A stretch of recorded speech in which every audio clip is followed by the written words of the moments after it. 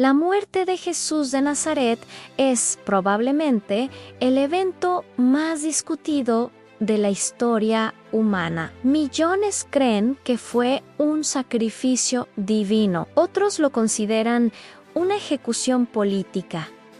Algunos lo ven como una conspiración religiosa. Pero si dejamos la fe y entramos en la historia, surge una pregunta incómoda, directa, casi judicial. ¿Quién mató realmente a Jesús? Durante siglos, la respuesta ha sido simplificada. Se dijo que fueron los judíos. Más tarde, que fueron los romanos. En ambientes religiosos se afirmó que fue el pecado de la humanidad. Pero al examinar los textos, el contexto político y el sistema judicial del siglo I, la realidad aparece mucho más compleja. Para entender quién fue responsable, primero debemos entender dónde estamos. Judea, en el año 30, no era un territorio libre. Era una provincia sometida al Imperio Romano. Roma no toleraba rebeliones ni amenazas al orden imperial. Y sobre todo, no toleraba aspirantes a reyes fuera del César. Jesús entra en Jerusalén durante la Pascua. Y la Pascua no era una fiesta cualquiera, era la celebración de la liberación de Israel del dominio extranjero en Egipto. Era una fiesta profundamente política, cargada de memoria nacionalista. Jerusalén se llenaba de peregrinos. El ambiente era explosivo, Roma lo sabía, y por eso aumentaba la presencia militar en la ciudad durante esa semana. En ese contexto, un hombre entra montado en un burro, mientras la multitud grita Hosana y lo llama Hijo de David. Ese título no era inocente. Hijo de David significaba heredero legítimo del trono de Israel. Significaba rey. Y en una provincia ocupada por Roma, proclamarse rey no era un acto espiritual, era una declaración política. Aquí comienza el problema. Desde la perspectiva romana, el mayor crimen posible era la sedición. Proclamarse rey sin autorización imperial era castigado con crucifixión. La cruz no era un castigo religioso, era un instrumento romano reservado para esclavos rebeldes, insurgentes y enemigos del Estado. Entonces surge la primera pregunta clave: si la crucifixión era una pena romana aplicada a delitos políticos. ¿Por qué se suele decir que la responsabilidad fue exclusivamente religiosa? Los evangelios describen un proceso complejo. Jesús es arrestado de noche. Es llevado ante el sumo sacerdote. Es interrogado por el Sanedrín. Pero el Sanedrín no tenía autoridad para ejecutar a nadie bajo ocupación romana. Esa autoridad pertenecía únicamente al prefecto romano Poncio Pilato. Pilato no era un gobernador blando. Fuentes históricas lo describen como un hombre duro, inflexible y brutal. No dudaba en reprimir disturbios con violencia extrema. No era el tipo de funcionario que se dejaba manipular fácilmente por líderes locales. Sin embargo, en los relatos evangélicos, Pilato parece vacilar, interroga a Jesús, declara que no encuentra culpa en él, incluso ofrece intercambiarlo por Barrabás. Este detalle es crucial. Barrabás es descrito como un insurrecto, alguien implicado en rebelión y asesinato, es decir, el tipo de criminal que Roma crucificaba, y sin embargo, la multitud pide la liberación del insurgente y exige la crucifixión de Jesús. La escena es dramática, pero también plantea preguntas históricas. ¿Era común que un gobernador romano liberara a un prisionero por presión popular? ¿No hay registros externos que confirmen esa costumbre pascual? Podría tratarse de un recurso narrativo con intención teológica. Lo que sí sabemos con certeza es que la sentencia final fue romana. la crucifixión fue ejecutada por soldados romanos. La inscripción en la cruz, Jesús Nazareno, Rey de los Judíos, fue redactada en latín, griego y hebreo. Esa inscripción no era una burla religiosa interna, era una acusación política pública. Rey de los Judíos era el motivo formal de ejecución. Entonces, jurídicamente hablando, la responsabilidad directa recae sobre Roman sin la autorización de Pilato no habría cruz. Pero la historia no termina ahí. El liderazgo religioso judío tenía motivos propios para considerar a Jesús peligroso. Sus enseñanzas cuestionaban la autoridad del templo, criticaba públicamente a los fariseos y escribas. Expulsó a los cambistas del templo en un acto que, más que espiritual, parecía una protesta contra el sistema económico religioso. En una sociedad donde religión y política estaban entrelazadas,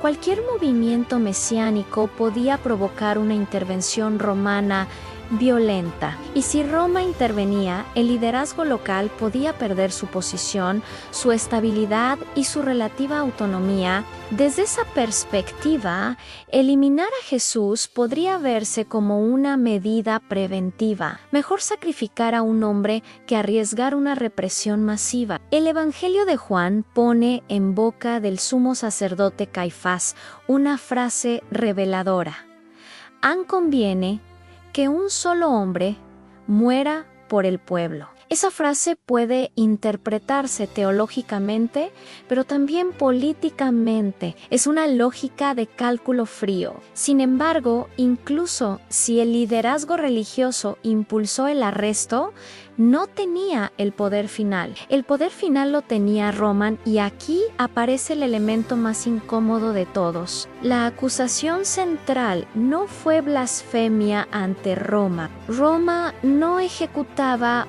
por blasfemia, Roma ejecutaba por sedición. Si Jesús hubiera sido simplemente un maestro religioso sin implicaciones políticas, habría sido ignorado. Paro el Cielo, rey de los judíos, transformó el caso. Ahora bien, ¿Jesús se proclamó rey político? Los evangelios muestran una ambigüedad interesante. Cuando Pilato le pregunta: ¿eres tú el rey de los judíos?, Jesús responde: «Tú lo dices». No lo niega claramente. Esa ambigüedad pudo haber sido suficiente. En el mundo romano, las percepciones importaban tanto como las declaraciones explícitas. Un líder carismático con seguidores, entrando en Jerusalén en plena fiesta nacional, aceptando títulos mesiánicos y hablando del reino de Dios, podía ser visto como una amenaza potencial. El reino de Dios, para muchos judíos del siglo I, tenía connotaciones políticas. Esperaban un Mesías que restaurara la soberanía nacional. Aunque Jesús redefiniera ese concepto en términos espirituales, Roma no analizaba matices teológicos, analizaba riesgos. Por eso la crucifixión tiene sentido en clave política. Sin embargo, los primeros cristianos vivían bajo dominio romano. Culpar frontalmente a Roma podía ser peligroso. Los evangelios fueron escritos décadas después de los hechos, en un contexto donde el cristianismo comenzaba a expandirse dentro del imperio. Algunos estudiosos sugieren que los relatos pudieron enfatizar más la responsabilidad de ciertos líderes judíos y suavizar la figura de Pilato, no para falsificar la historia, sino para hacer el mensaje más viable dentro del mundo romano. Esta posibilidad cambia radicalmente la manera en que leemos el juicio. Si Pilato no fue tan vacilante como se describe, sino un prefecto pragmático que ejecutó rápidamente a un sospechoso de sedición, entonces la narrativa adquiere un tono distinto. No sería un gobernador atrapado por presión popular, sino un representante del poder imperial, eliminando un posible foco de inestabilidad. Pero tampoco podemos eximir completamente al liderazgo religioso. Sin su intervención inicial, Jesús quizá no habría sido presentado ante Pilato como un peligro político. Lo que emerge no es una historia de un solo culpable, sino una convergencia de intereses. Roma quería estabilidad. El liderazgo religioso quería evitar una intervención romana. La multitud estaba dividida. Los discípulos huyeron. En medio de esa convergencia, Jesús quedó solo. Y cuando analizamos el procedimiento judicial, encontramos irregularidades desde la perspectiva judía tradicional. Un juicio nocturno ante testimonios contradictorios, falta de coherencia en las acusaciones. Esto ha llevado a pensar que el proceso ante el Sanedrín fue más informal que legal, una audiencia preliminar para construir un caso político. La acusación religiosa interna pudo haber sido blasfemia, pero la acusación presentada ante Pilato fue política en proclamarse rey. Esto es crucial. La muerte de Jesús no puede entenderse correctamente si se separa la dimensión religiosa de la política. En el siglo I, ambas estaban entrelazadas de manera inseparable. El templo era un centro espiritual, pero también económico y nacional. El sumo sacerdote no era solo un líder religioso, era una figura política reconocida por Roma. El caso de Jesús tocaba nervios sensibles, y mientras la narrativa tradicional suele buscar un responsable único, la realidad histórica apunta hacia una red de responsabilidades cruzadas que reflejan la complejidad del momento. En este punto, la pregunta ya no es simplemente ¿quién lo mató?, sino ¿qué sistema lo hizo inevitable? Porque cuando un imperio ocupa una tierra, cuando un pueblo vive bajo tensión constante, cuando la esperanza mesiánica se mezcla con frustración política y cuando un predicador carismático anuncia un reino que no es de este mundo, pero actúa como si lo fuera, el desenlace puede volverse explosivo.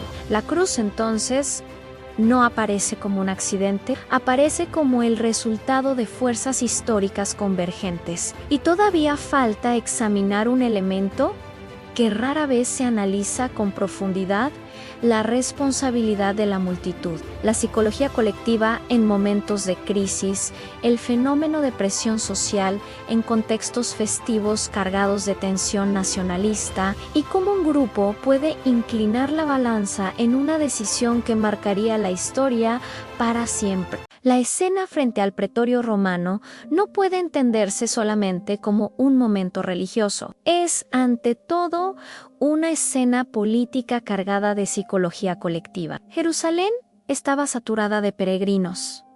La ciudad respiraba tensión. La Pascua evocaba liberación del dominio extranjero, pero Roma seguía gobernando con puño firme. En ese clima, cualquier chispa podía convertirse en incendio. La multitud no era una masa uniforme. No todos los que gritaban Hosana días antes eran necesariamente los mismos que pedían crucifixión. Las ciudades antiguas estaban formadas por grupos diversos: peregrinos galileos, habitantes locales de Jerusalén, partidarios del templo, simpatizantes de movimientos nacionalistas, curiosos. El cambio de ánimo colectivo no es algo extraño en contextos de presión política. La pregunta, entonces, es inquietante.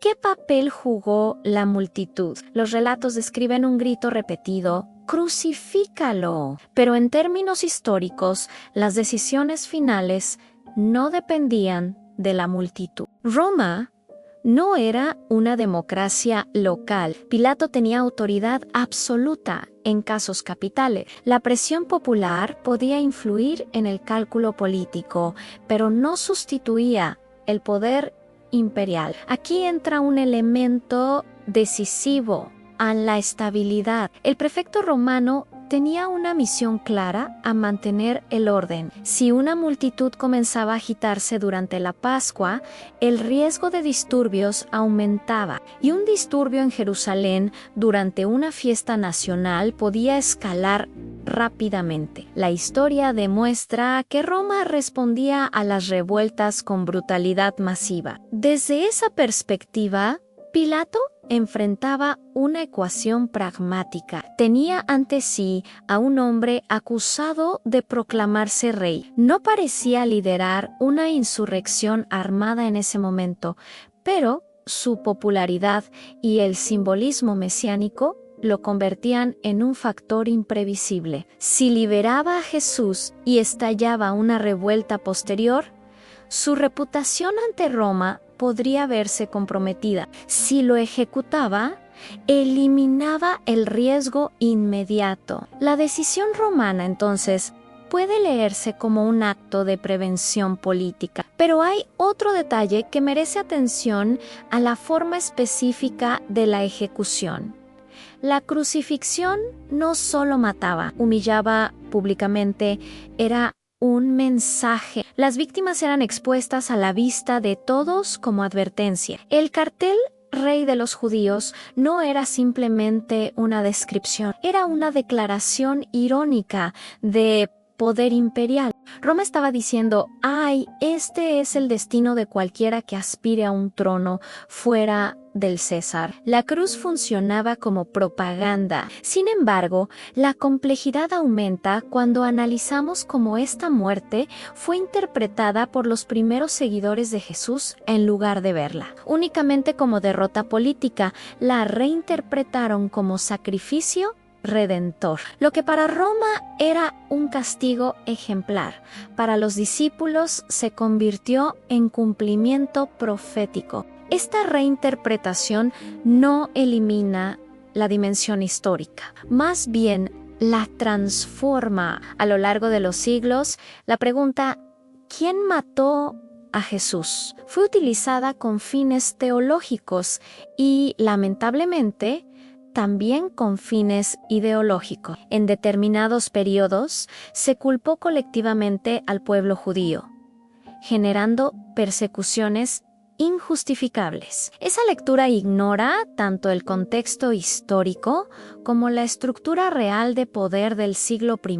La responsabilidad colectiva étnica no tiene fundamento histórico sólido. El liderazgo religioso involucrado representaba una élite específica, no a todo un pueblo. Además, los propios discípulos y seguidores de Jesús eran judíos. Reducir la historia a una oposición simplista entre judíos y cristianos es un anacronismo posterior. Si examinamos los textos con mirada crítica, notamos que la acusación central presentada ante Roma fue política. El delito que justificó la crucifixión fue la proclamación real. Incluso si las autoridades religiosas consideraban blasfemas ciertas declaraciones, eso no bastaba para una ejecución romana. Roma no protegía ortodoxias teológicas locales, protegía su dominio.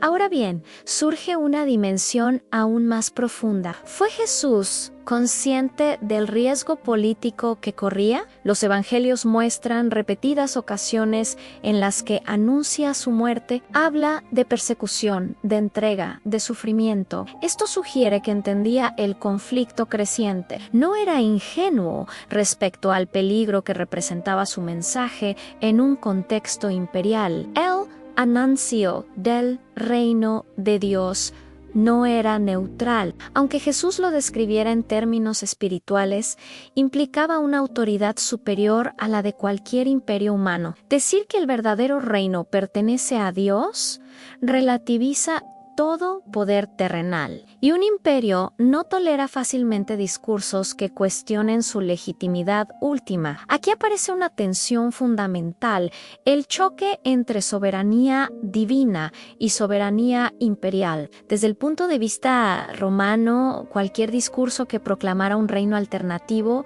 podía interpretarse como subversivo. Incluso si no había espadas ni ejércitos, el simbolismo bastaba. La historia demuestra demuestra que los movimientos ideológicos pueden desestabilizar tanto como los militares. Por otro lado, desde la perspectiva del liderazgo del templo, la preocupación no era solo teológica. Si un movimiento mesiánico provocaba intervención romana, el templo podía ser cerrado, los líderes depuestos, el pueblo castigado. Décadas más tarde, en el año 70, Jerusalén sería destruida por Roma tras una gran revuelta. El miedo no era irracional. Entonces, cuando se analiza la muerte de Jesús, aparece una red de temores a miedo a la rebelión, miedo a la pérdida de poder, miedo a la intervención imperial, miedo a la desestabilización social.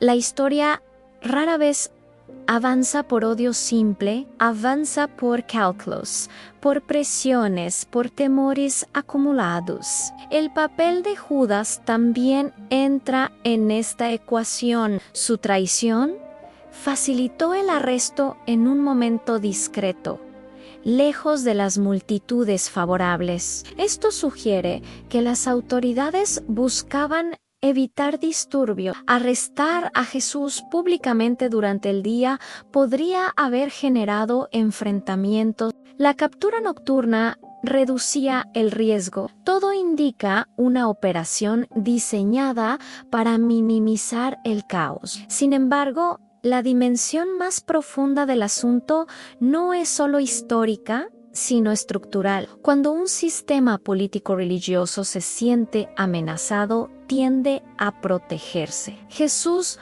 no encajaba completamente en ninguna categoría aceptable. No era un revolucionario armado tradicional, pero tampoco era un maestro inofensivo. Criticaba la hipocresía religiosa. Hablaba con autoridad propia. Reunía multitudes, desafiaba interpretaciones legales establecidas. Era impredecible. La impredecibilidad es peligrosa para cualquier sistema de poder. Si observamos otros casos en la historia, vemos patrones similares. Líderes carismáticos que cuestionan estructuras establecidas suelen enfrentar reacciones severas, especialmente cuando su influencia crece rápidamente. No se trata solo de doctrina, sino de control social. Y aquí la pregunta original adquiere otra dimensión. Tal vez no se trata únicamente de identificar individuos responsables, sino de comprender la dinámica del poder. Pilato representaba el poder imperial. El sumo sacerdote representaba la estabilidad religiosa local. Ambos operaban dentro de un marco donde la prioridad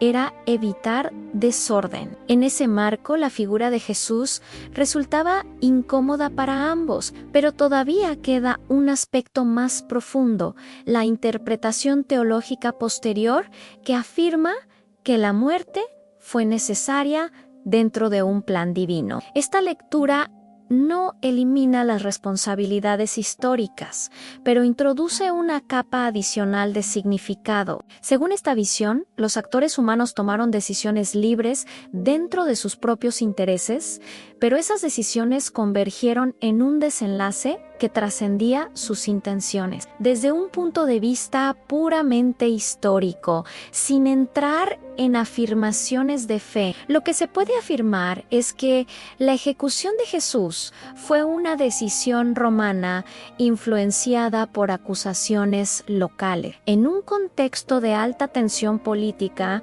durante una festividad cargada de simbolismo nacional, reducirla a una conspiración exclusivamente religiosa distorsiona el cuadro. Reducirla a un simple acto arbitrario romano también simplifica demasiado. Fue una intersección de intereses. Y cuando se examinan los relatos con atención, se percibe que cada grupo actuó dentro de su lógica interna.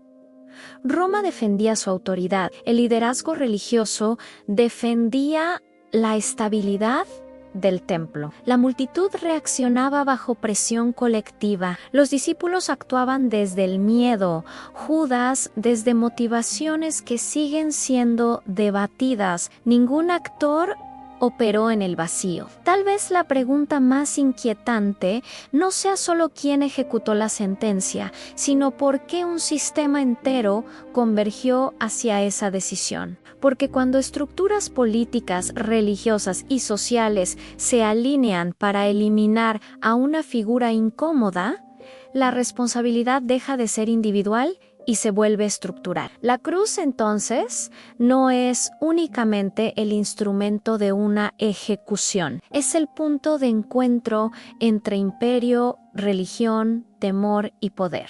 Es el símbolo de lo que ocurre cuando un mensaje que relativiza toda autoridad terrenal choca con autoridades que no aceptan ser relativizadas, y en ese choque, la figura de Jesús quedó atrapada en el centro de fuerzas que lo superaban en términos de poder militar y político, pero que no lograron controlar el significado que su muerte adquiriría después, un significado que transformaría la interpretación del poder, del sacrificio y de la autoridad en los siglos siguientes.